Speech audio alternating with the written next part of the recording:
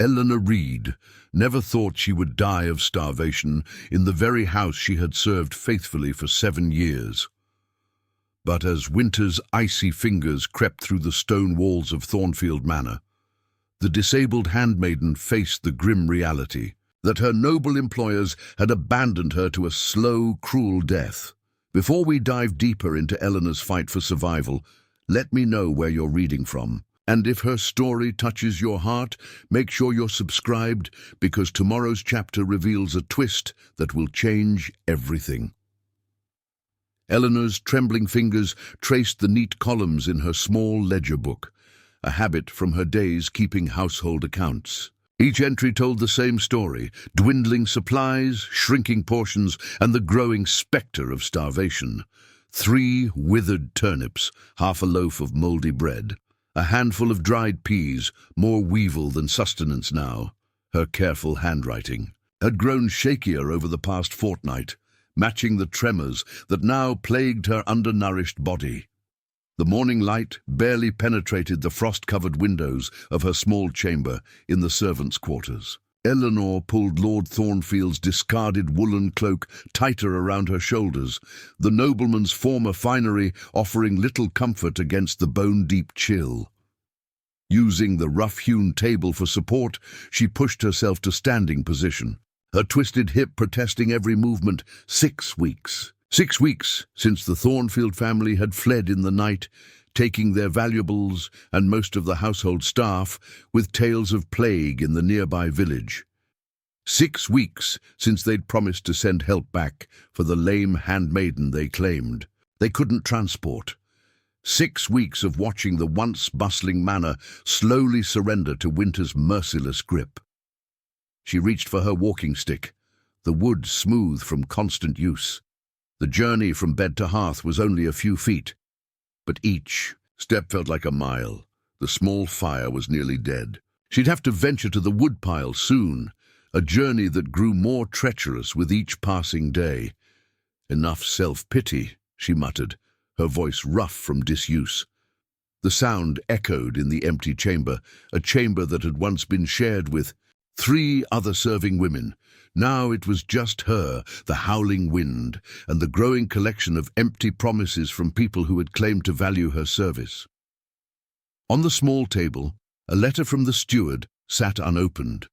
Master Hawthorne's elegant script graced the parchment, no doubt containing another excuse for why he could not return with supplies as promised. But this house was more than stone and timber to Eleanor.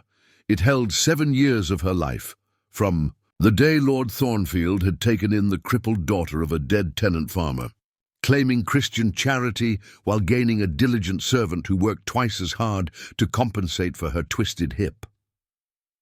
Eleanor opened her ledger again, adding today's meager breakfast to the list. 3 spoonfuls of thin porridge, stretched with water, no honey. The last had been scraped from its pot weeks ago. She noted the time and date with mechanical precision, a habit ingrained from years of keeping household records. Below the entry, her shaking hand had written yesterday's temperature as best she could judge it: bitter cold, with ice forming. Inside the windows, she would not die here, she decided, feeding another precious stick to the dying fire. Not like this. Not abandoned and forgotten, like a broken tool no longer useful to its master. Lord James Blackwood never imagined returning to Thornfield Manor, especially in the teeth of winter's fiercest storm. The carriage lurched violently as another gust threatened to overturn it, the team of 4 horses fighting against snow that reached their knees. If you're just joining our tale of a nobleman's reluctant return, be sure to subscribe for tomorrow's chapter, when these 2 souls finally meet in a moment that will change both their fates forever. My lord, perhaps we should seek shelter until— "Morning!" Mr. Harrington shouted above the wind's howl, his aged face creased with concern. "The village inn stands but 3 miles back." James shook his head, his jaw set with the same determination that had carried him through battlefields. "In France. We press on. I'll not spend another night delaying what must be done." The steward nodded reluctantly, knowing better than to argue further. In the 5 years he had served Lord Blackwood, he had learned to recognize when the young nobleman's mind was fixed. James stared through the frost-rimmed window, seeing little but swirling white. His uncle's letter lay heavy in his pocket. Lord Thornfield dead of plague, his son following 3 days later, leaving James the unexpected heir to an estate he had visited only twice in his life. An estate tied to memories he had spent a decade trying to forget. "What know you of the household staff?" James asked, more to distract himself from the past than from genuine curiosity. "Most fled with your cousin's family 6 weeks past, my lord. The steward wrote that provisions were left for those remaining, but—" Harrington hesitated. "Speak plainly," James commanded, though his tone remained gentle. Unlike many nobles, he never raised his voice to servants, a quality that had earned him fierce loyalty. "The manor has likely been abandoned entirely by now. My lord, winter came early and harsh. Any sensible soul would have sought shelter elsewhere." James nodded grimly, remembering another winter, another abandoned soul. His sister Mary had been just 16 when their father had sent her to a distant convent, too weak from consumption to travel in the bitter cold. The messenger had arrived, too late with word of her death. The roads already impassable. "Not everyone has somewhere to flee to," James said softly, more to himself than to his companion. The carriage pitched suddenly, throwing both men forward as the driver shouted to the horses. Outside, the storm's fury intensified, snow driving horizontally across their path. "God's teeth!" Harrington exclaimed, steadying himself. "We cannot be more than a mile from Thornfield, yet we might as well be crossing the Alps." James leaned forward, pulling aside the leather curtain to call up to the driver. "William, can you see anything of the manor?" "Nay, my lord," came the strained reply. "But the horses sense shelter ahead. They'll find us home if any beast can." Home. The word stirred nothing in James's breast. Thornfield had never been home, merely the estate of distant relations he'd been forced to visit in childhood. Yet duty called him back, duty and perhaps something else, a need to ensure he did not fail again, as he had failed Mary. "Forward, then," James commanded, settling back against the cushions. "Whatever awaits us at Thornfield cannot be worse than what we face on this road." Eleanor's trembling fingers struggled to strike the flint one last time. The sliver of hope she'd been nurturing flickered as weakly as the dying embers in her small hearth. "If you're wondering how a disabled handmaiden, abandoned to die, and a reluctant nobleman might first collide, stay with us. Their encounter in the darkness of Thornfield Manor will set in motion a chain of events that neither could have foreseen." The frozen door yielded to James's third shoulder strike, hinges groaning in protest as it swung open. Wind and snow howled through the entrance, but the nobleman pressed forward, guided by instinct and the faint memory of Thornfield's layout. "My lord," Harrington called, holding aloft a storm lantern, "the main hall appears abandoned." James surveyed the frost-kissed great hall, noting tapestries stiff with ice and furniture draped in sheets like shrouded ghosts. "Check the kitchens. Any servants remaining would seek the warmth of the cooking hearths." His own steps carried him toward the servants' quarters, a path he remembered from childhood visits. Something, instinct perhaps, or the ghost of his sister's memory, pulled him toward the eastern wing. Eleanor heard the voices but thought them fever dreams. Hunger and cold had played such tricks before. She had collapsed beside her bed hours earlier, strength finally failing after her last attempt to fetch wood. Her walking stick lay just beyond her outstretched fingers, mocking her immobility. "Harrington!" James's voice echoed through the corridor. "Here, quickly!" The lantern's beam caught Eleanor's pale face, her lips tinged blue with cold. For a heartbeat, James saw his sister Mary in her features, another fragile form abandoned to winter's mercy. "Still breathing, my lord," Harrington confirmed, kneeling beside the woman. James was already removing his heavy cloak, wrapping it around Eleanor's slight form. "Fetch kindling from my trunk. We never travel without it." Eleanor's eyes fluttered open, consciousness returning at the sudden warmth. A man's face swam into focus, unfamiliar, yet bearing the unmistakable features of nobility. Recognition sparked fear rather than relief. "Leave me," she whispered, attempting to push away the cloak. "I need no Thornfield charity." "Fortunate, then," James replied, his voice gentle but firm. "For I am Blackwood, not Thornfield." "Same blood," Eleanor managed, though her body betrayed her words by curling into the warmth of his cloak. "Same abandonment." James's jaw tightened. "The sins of my relations are not mine to bear, mistress, but your well-being is now my responsibility." The fire sparked to life under Harrington's careful ministrations, casting flickering shadows across the chamber. Eleanor's eyes met James's, defiance warring with desperation. "I served faithfully," she whispered. 7 years, and they left. "Me to die." "They did," James acknowledged, surprising her with his candor. "A crime I cannot undo. But I am here now, and you will not die in this place." Eleanor wanted to refuse, to maintain the last shreds of her dignity, but survival instinct overwhelmed pride.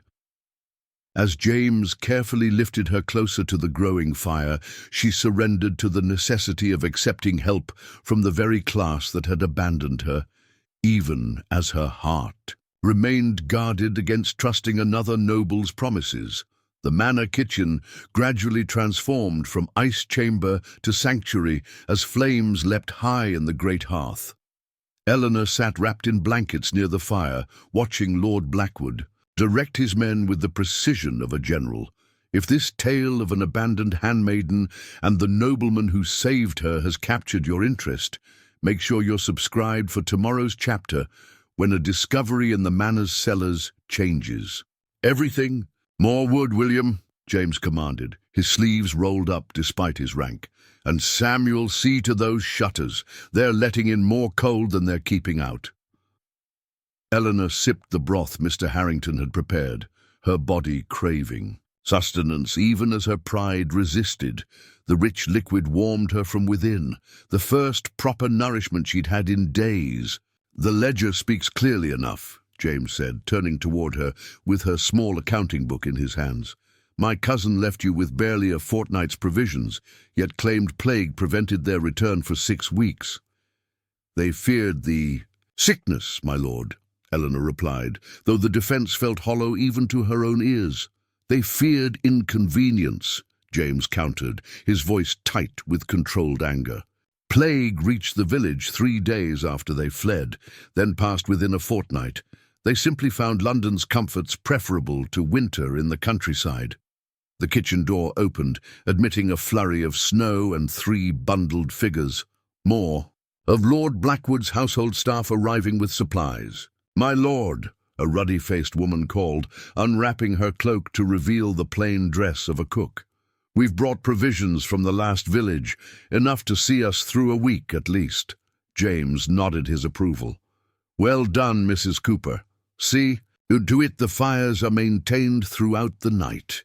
Eleanor watched the easy familiarity between master and servants with poorly concealed surprise. Lord Thornfield would never have addressed his cook directly, let alone praised her efforts. "You find my management lacking in proper distance?" James asked, noticing her expression. "I find it unusual," Eleanor admitted.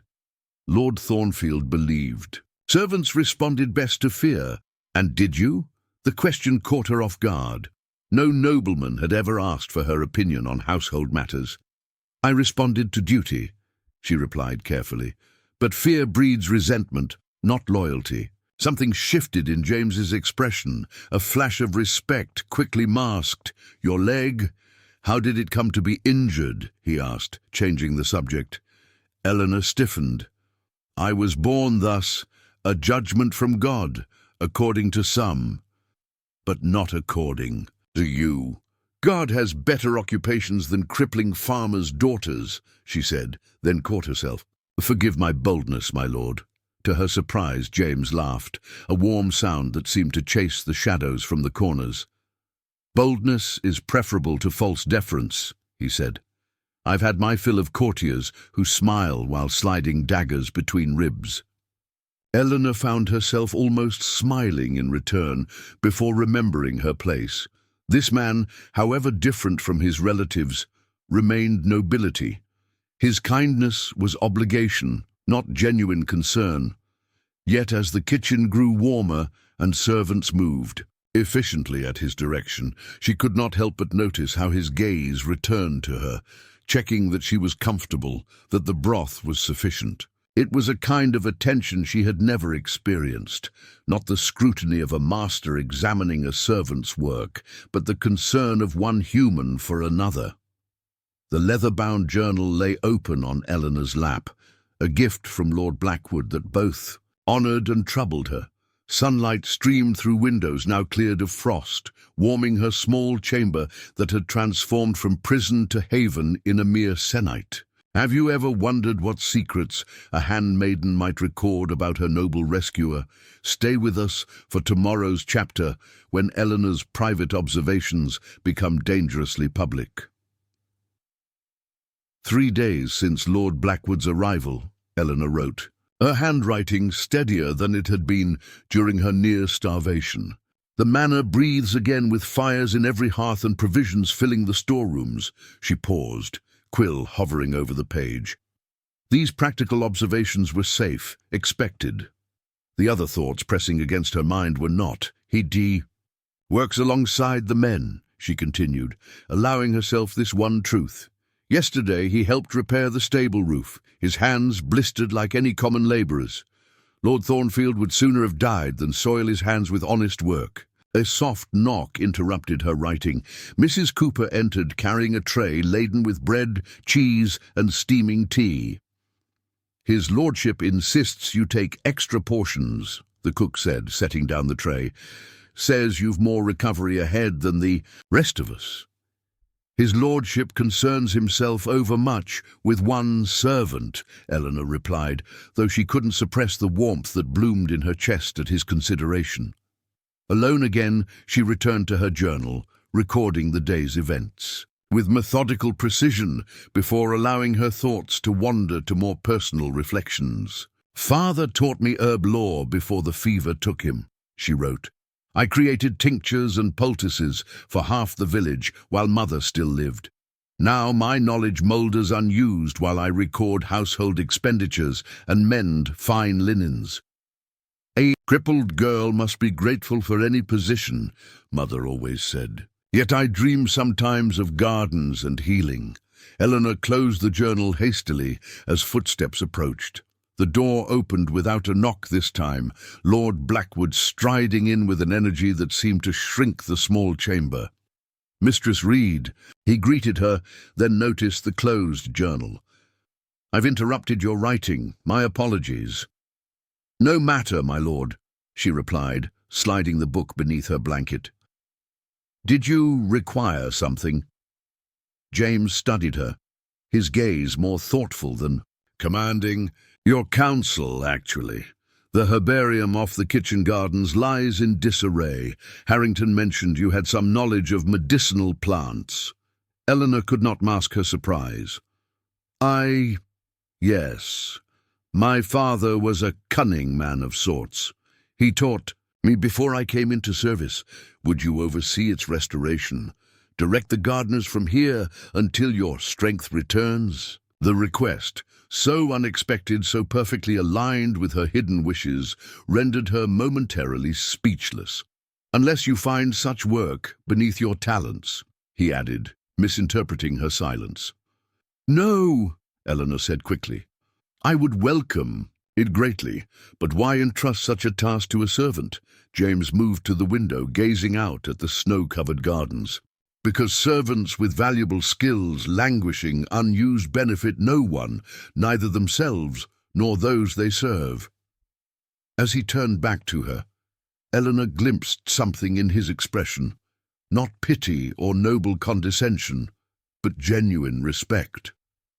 It was a look she had never received from nobility before, and one she found herself suddenly, desperately wanting to deserve. The wind's mournful howl echoed through Thornfield's ancient hallways as Eleanor made her way to Lord Blackwood's study. A tray of hot tea balanced carefully while she navigated with her walking stick. 2 fortnights better nutrition had strengthened her body, but tonight's storm awakened memories of near death that made her shiver. Before we continue, tell us where you're reading from. And if you're captivated by this nobleman's dark past, make sure you're subscribed for tomorrow's chapter, when Eleanor must make a decision that will alter both their fates forever. Her soft knock went unanswered. After a moment's hesitation, Eleanor pushed the heavy door open with her shoulder, unwilling to return to the kitchen with her offering gone cold. The study lay in shadow, illuminated only by dying embers in the hearth. At first, she thought the room empty, until she glimpsed Lord Blackwood's figure by the window, a darker silhouette against the night, motionless as he stared into the storm. "My lord," she ventured, "I've brought tea." James turned, his face haggard in the dim light. "Mistress." "Read, I didn't hear your knock." Eleanor moved to set the tray on his desk, noticing a small portrait laid open beside scattered documents. A young woman's face gazed up from the miniature, her features bearing a striking resemblance to Lord Blackwood's own. "My sister," James said, following her gaze. "Mary, she has your eyes," Eleanor observed, then cursed her familiarity. "Forgive me, my lord. There's nothing to forgive in speaking truth." James moved to the hearth, stoking the fire until flames leapt up once more. "She died in winter, like you nearly did." The comparison startled Eleanor. "How did it happen?" James remained silent so long she thought he wouldn't answer. When he spoke, his voice carried the weight of long-buried grief. "Our father sent her to a convent when consumption weakened her. A journey of 4 days in bitter cold." His hand clenched around the poker. "I argued against it, begged him to wait until spring. He refused, said the sisters could care for her better than our household." Eleanor poured tea, the familiar ritual, offering comfort in the face of his pain. "And the journey proved too much?" "The journey killed her." James accepted the cup she offered, their fingers brushing momentarily. "The messenger reached me 3 days after her passing, roads already impassable, with snow." Understanding dawned on Eleanor, why he'd ventured through a blizzard to reach Thornfield, why he'd worked tirelessly to restore warmth to the manor, why he'd shown such concern for her recovery. "You blame yourself," she said softly, the observation escaping before she could reconsider its boldness. James's gaze met hers, surprise replacing grief for a moment. Most servants would offer platitudes about God's will.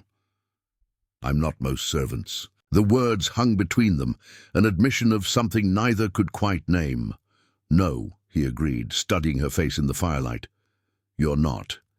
Eleanor should have curtsied and withdrawn. Protocol demanded it. Instead, she remained watching. As James returned to his desk and lifted his sister's portrait, "I could have defied our father," he said, "taken her myself to safety, or died alongside her in the attempt," Eleanor countered gently. "Guilt serves nothing but to blind us to what remains possible." James looked up sharply. "Is that wisdom from your father, the cunning man?" "No," Eleanor replied. "That wisdom came through surviving abandonment myself."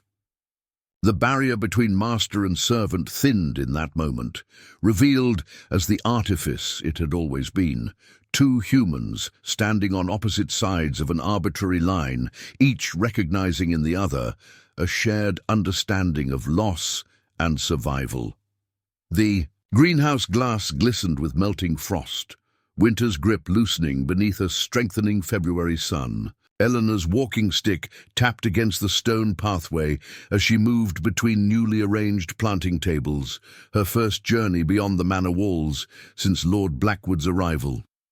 Before we continue our tale of unexpected expertise and shifting perceptions, Tell us in the comments where you're reading from, and don't forget to subscribe for tomorrow's chapter when a visitor to Thornfield threatens everything Eleanor and James have begun to build. Mistress Reed, where would you have the comfrey planted? Old Thomas the gardener asked, holding a clay pot containing dormant roots. There, by the feverfew, Eleanor replied, gesturing to the south-facing table. They complement each other in tinctures for inflammation and bone healing. James watched from the doorway, surprised by the natural authority in her voice. The timid servant had vanished, replaced by a knowledgeable woman directing the restoration of the herbarium with quiet confidence. "You've transformed this place," he said, stepping inside the warmth of the glass-walled sanctuary. "A fortnight ago it lay in ruins." Eleanor glanced up, a flush colouring her cheeks. The structure was sound, merely neglected, like much at Thornfield. And, like much at Thornfield, it merely needed the right hand to guide its recovery. James moved closer, examining the neat rows of labelled plants. "You've organised them by purpose rather than type." "Healers think differently than scholars, my lord," Eleanor replied, then reached for a small pot containing a delicate plant with silvery leaves. "This is woundwort, common in appearance, often overlooked, yet its stanches bleeding better than any fancy imported remedy." James recognized the parallel she drew. "And this one?" he asked, indicating a sturdy plant with dark, green leaves. "Comfrey?" she answered, her fingers gently touching its leaves. "It knits broken bones. My father used it when miners were injured. I applied it to my own hip as a child, though too late to prevent the permanent damage." The revelation of her attempted self-treatment as a child struck James deeply. "You were your own healer even then." "Necessity teaches quickly, my lord," she said, her eyes meeting his without hesitation. "When one is born as I was, one learns self-reliance or perishes." Old Thomas cleared his throat. "Begging pardon, Mistress Reed, but should we start the seedlings for spring planting now or wait another week?" Eleanor considered. "Start half now and half in a sennight. Should late frost come, we'll not lose everything." The gardener nodded, accepting her judgment without question, then retreated to his task, leaving them in relative privacy. "You speak of these plants as if they were old friends," James observed. "They are more reliable than people," Eleanor replied, then caught herself. "Forgive me." "No," James interrupted. "You speak truly. Plants offer their healing without judgment of who deserves it." He gestured to the walking stick she now leaned upon, one he'd carved for her himself, replacing her crude former support. "Would you show me how to prepare comfrey for treating injuries? The men often suffer sprains and breaks during construction." The request was simple yet profound, a nobleman seeking knowledge from a servant, treating her expertise as valuable. Eleanor felt something shift between them, a rebalancing of power that acknowledged her worth beyond her service. "I would be honored," she said, reaching for dried leaves hanging from the rafters. "Though I warn you, proper preparation is neither quick nor simple." James smiled, the expression warming his normally solemn features. "I find I have patience for things of true value, Mistress Reed." The fire in Thornfield's grand drawing-room could not warm the chill emanating from Baron Westmoreland as his gaze fell upon Eleanor. She stood beside the mantel, her simple dark blue dress, finest she owned yet plainly humble, stark against the lady's brocades and velvets. Has society ever witnessed such a scandalous arrangement? Stay tuned for tomorrow's chapter when the whispers from this dinner reach the bishop's ears, forcing James to make a decision that will change both their lives forever. "I confess, Lord Blackwood," Lady Preston said, her voice honeyed yet venomous. "When you mentioned your household herbalist would join us, I had not expected a servant." Eleanor's fingers tightened around her walking stick, the carved wood James had fashioned becoming her anchor in the turbulent sea of nobility. The invitation to dine with Lord Blackwood's guests had come that morning, presented not as a request, but as his wish. Mistress Reed's knowledge of medicinal herbs rivals that of the king's own physicians, James replied smoothly, though Eleanor noted the tightness around his eyes. Lady Preston, did your tincture prove effective for your headaches? The noblewoman touched her temple. It did, remarkably so, though I wonder at the propriety of taking remedies from untrained hands. My father trained me from childhood, my lady, Eleanor said quietly. Though he lacked formal education, his remedies served 3 villages. How charming, Baron Westmoreland drawled. Folk medicine from a crippled cottager. What next, Blackwood? Will your scullery maid advise us on matters of state? The room fell silent. James set down his wine goblet with deliberate care, the soft click against the table like a weapon being drawn. I find more wisdom in Mistress Reed's little finger than in the entirety of most noble assemblies, Westmoreland. He said, his voice dangerously soft. Her presence honours my table more than yours. Eleanor felt heat rise to her cheeks. Never had anyone defended her so publicly, let alone a nobleman against his peers. Sir Geoffrey Milner, an elderly knight who had remained silent, leaned forward. The tincture your herbalist prepared for my joints has given me the first painless nights in a decade, Lord Blackwood.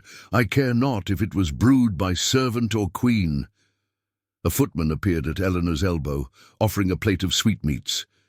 The normality of the gesture, serving her as any guest, heightened the abnormality of her presence. She declined with a slight shake of her head. You see, James said, gesturing to Sir Geoffrey, results speak louder than tradition. Lady Preston's eyes narrowed, darting between James and Eleanor. One might wonder at your interest in elevating this particular servant, my lord, especially one so uniquely formed. The insult sliced through the veneer of civility. Eleanor moved to excuse herself, unwilling to cause further discord, but James's hand caught hers before she could retreat. One might wonder at your interest in matters that don't concern you, my lady, he replied, his thumb brushing across Eleanor's knuckles in a gesture of reassurance that sent warmth spiraling through her. The touch lasted mere seconds before propriety forced them apart, but in that moment something crystallized between them, something that defied the rigid boundaries of lord and servant. Eleanor saw it reflected in the scandalized faces surrounding them. Whatever existed between her and Lord Blackwood had become visible to others before they had fully acknowledged it themselves. Perhaps, Baron Westmoreland said into the tense silence, you've spent too long away from proper society, Blackwood. James met Eleanor's eyes across the room, his gaze steady and unapologetic. Perhaps society has spent too long defining what is proper. Winter sunshine spilled through the library windows, illuminating dust motes that danced like tiny stars above. The ancient oak table, where Eleanor carefully transcribed herbal recipes from memory. 3 days had passed since the disastrous dinner, 3 days of whispers among the servants and formal letters delivered to Lord Blackwood from neighbouring estates. If you've been following Eleanor's journey from abandoned servant to something far more, make sure you're subscribed for tomorrow's chapter when an enemy from her past arrives at Thornfield with accusations that could destroy everything. The library door opened, admitting James with an armful of ledgers. He looked weary yet determined, as if he'd reached some private conclusion after hours of deliberation. Mistress Reed, he greeted her, setting down his burden. Your remedies have created quite a stir. Sir Geoffrey has requested more of your joint tincture, and Lady Preston, despite her public disdain, has secretly sent her maid for another headache remedy. Eleanor smiled slightly. Pain makes hypocrites of the proudest souls, my lord. Indeed. James remained standing, his fingers drumming restlessly against the table's edge. The incident at dinner has forced me to consider your position at Thornfield more carefully. Eleanor's heart sank. Here it came, the inevitable correction of boundaries, the return to proper order after his momentary lapse in judgment. "I understand," she said quietly, already gathering her writing materials. "It was inappropriate for a servant to dine with nobility. I shall return to my proper place." "No." The force of his response startled them both. James took a steadying breath. "Forgive me. I meant precisely the opposite." From a leather folio, he withdrew a document bearing his seal. "This is a formal proposal. I wish to establish a physic garden at Thornfield under your direction with rights to sell remedies to neighboring estates and villages. You would receive a third of all profits with suitable quarters and 2 apprentices to train." Eleanor stared at the document, unable to comprehend the transformation it represented. "You would make me... what, exactly?" "The estate herbalist," James replied. "Not a servant, but a specialist with authority over your domain. Similar to how a steward manages land or a master craftsman oversees production." "Why?" The question escaped before she could temper it with proper deference. James moved to the window, his profile gilded by the rare winter sunlight. "Because talent wasted serves no one. Because your knowledge should benefit more than just this household." He turned back to her, his expression unguarded. "And because I cannot bear to see you diminished when you were clearly meant for more." The proposition hung between them, a bridge spanning the chasm of class that separated lord from servant. Eleanor's fingers trembled as she reached for the document. "The nobility will never accept it," she said, though her voice held more wonder than objection. "Some already have," James countered. "Sir Geoffrey has pledged to be your first regular client. Others will follow when results speak for themselves." Eleanor studied his face, searching for the hidden motive behind such generosity. "And what do you gain from this arrangement, my lord?" "The satisfaction of right action," he answered. Then, with uncharacteristic hesitation, added, "and perhaps the pleasure of your continued company as a colleague rather than a servant." The carefully chosen word colleague carried unspoken weight. Not quite equals, society would never permit that, but something unprecedented, defying categorization. "You would risk your reputation among your peers for this?" Eleanor asked. James stepped closer, his gaze intent. "I find I care less for their good opinion than for doing what I know to be right. The question is whether you'll risk accepting a role no woman of your station has held before." Eleanor's fingers closed around the document, the weight of possibility both terrifying and exhilarating. "I will need time to consider." "Of course," James replied, though his eyes betrayed his eagerness for her answer. "Though I warn you, Mistress Reed, I can be quite persuasive when pursuing something of value." The clatter of carriage wheels on Thornfield's cobblestone courtyard froze Eleanor's blood more effectively than any winter storm. Through the leaded glass window of the entrance hall, she glimpsed a carriage bearing the Thornfield crest, a sight she had both dreaded and dismissed as impossible. Before we continue this turning point in Eleanor's fate, let us know where you're following from. And if these unexpected arrivals have you on the edge of your seat, subscribe now, because tomorrow's chapter reveals a family secret so dark it will change everything at Thornfield Manor forever. "Impossible," she whispered, her knuckles white around the signed agreement Lord Blackwood had presented yesterday, her future as estate herbalist now clutched in trembling fingers. James appeared from his study, expression sharpening at Eleanor's distress. "What troubles you?" Before she could answer, the great oak doors burst open. Master Hawthorne, the former steward who had promised to return for Eleanor and never did, preceded a woman whose silk gown and haughty bearing confirmed Eleanor's worst fears. Lady Thornfield swept into the hall like an invading army, followed by her son Richard, The new Lord Thornfield, by all rights, presumed dead of plague. Cousin James, Richard called, his voice colder than the February air. How diligent of you to restore our family home in our absence. Eleanor instinctively stepped back, desperately wishing to disappear into the tapestries.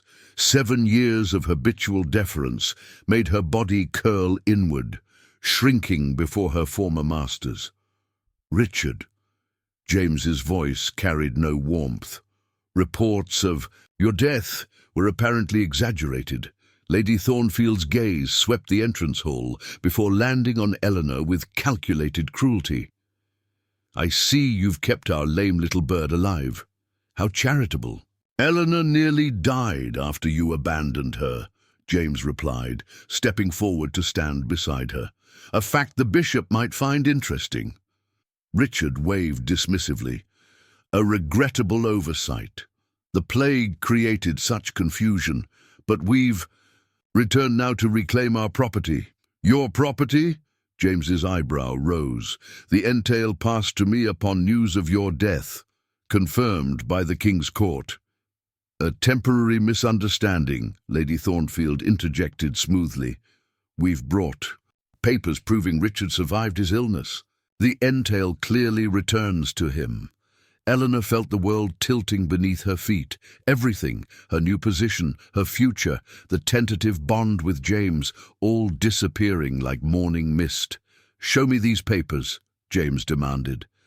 Richard smiled, the expression never reaching his eyes. Our solicitor arrives tomorrow, but first, his gaze fell on Eleanor's agreement, still clutched in her hand. What's this? Surely you haven't been giving positions of authority to servants. With snake-like quickness, he snatched the document from Eleanor's grasp. His eyes widened as he scanned its contents. Estate herbalist? With profit sharing? He laughed, the sound echoing cruelly off stone walls. Cousin, has winter's isolation addled your wits? James moved with controlled fury, reclaiming the document. Eleanor's knowledge saved half the household from winter fever. Her remedies are sought by nobility throughout the county. Nevertheless, Lady Thornfield said with venomous sweetness, when we resume our rightful place, the cripple returns to her proper station, if we keep her at all. Eleanor felt James tense beside her, his hand finding hers in a gesture visible to all, propriety abandoned in the face of looming injustice. Eleanor stays, he said, his voice deadly quiet. In whatever capacity she chooses, that is non-negotiable. Richard's gaze flicked between them, comprehension dawning with malicious delight. My God, James, don't tell me you've developed feelings for our little broken sparrow. Dawn broke over Thornfield Manor, its pale light illuminating battle lines drawn not in blood, but in alliances. Eleanor moved through the kitchen with quiet authority, her walking stick tapping a rhythm of purpose rather than disability as servants gathered around her. If our tale of servant and nobleman united against cruel injustice has touched your heart, make sure to subscribe, because tomorrow brings the final chapter where Eleanor must make a choice that will either secure her future or condemn her to a life of servitude once more. Lord Thornfield's solicitor arrives at midday, she told the assembled staff. By nightfall, we must know whether this remains Lord Blackwood's household or returns to those who abandoned you all. Mrs. Cooper stepped forward. The Thornfields never paid fair wages, nor treated us with respect. We stand with Lord Blackwood, and you, Mistress Reed. And what of those who fear retribution? Eleanor asked, acknowledging their peril. No one will be judged for protecting their livelihood. Old Thomas, the gardener, spat contemptuously. Lady Thornfield let my daughter die refusing medicine money. I'd sooner burn the herb garden than serve her again. In the library, James confronted his cousin over a table laden with documents. Your death certificate bears the physician's seal. The entail passed legally. You abandoned this estate. A forgery, Richard insisted, though sweat beaded his brow. That country doctor was barely literate. Yet literate enough to write that you and your father died of plague, James countered. while your mother fled to London, abandoning your tenants and servants during their greatest need. Master Harrington appeared at the doorway. "My lord, the bishop's representative has arrived. Shall I show him to the study?" James smiled for the first time that day. "Please do, and ask Mistress Reed to join us with her ledger." In the grand study, Eleanor presented her meticulously kept accounts to the portly church representative. "Each entry shows what provisions were left," she explained, her voice steady despite Lady Thornfield's poisonous glare. "A 6-week inventory that lasted barely a fortnight." The bishop's man examined the pages, his expression grave. "The church takes a dim view of Christian duty abandoned, my lady, especially to the infirm." "The girl exaggerates," Lady Thornfield hissed. "We left ample provisions." "Which I documented daily," Eleanor countered, revealing the strength that had kept her alive when death seemed certain, "as I documented the messages promising return that never came." By mid-afternoon, the confrontation had moved to the great hall. Servants lined the walls, their presence a silent testimony, as James unrolled a parchment bearing the royal seal. "The King's court confirm my inheritance upon proof of your death," he announced, "which you now claim was falsified. Either you committed fraud to escape plague, or you commit it now to reclaim the estate. Neither reflects favorably." Richard, I paled. "You cannot prove—" "I can," interrupted a new voice. Master Hawthorne stepped forward, his eyes downcast. "I wrote the letter claiming their deaths at her ladyship's instruction. They fled to London, abandoning their responsibilities." Lady Thornfield lunged for the steward, her composure shattering. "Traitor! After all our years—" "After you left me to explain to families why their loved ones died without aid," Hawthorne finished. "While you danced at London balls." James and Eleanor exchanged glances across the hall. Noble lord and common-born herbalist, united in purpose, each playing their part in this carefully orchestrated exposure. His legal knowledge and authority complemented her detailed documentation and connection to the household. Together, they had created a trap from which the Thornfields could not escape, with title or reputation intact. "The estate remains mine," James declared, "by law and by moral right, and those who abandoned their duties here have until sunset to depart." The first snowdrops pushed through the thawing earth of Thornfield's gardens, their delicate white blooms defying winter's lingering chill. Eleanor paused her planting to touch one gently, marveling at nature's persistence in finding light despite darkness.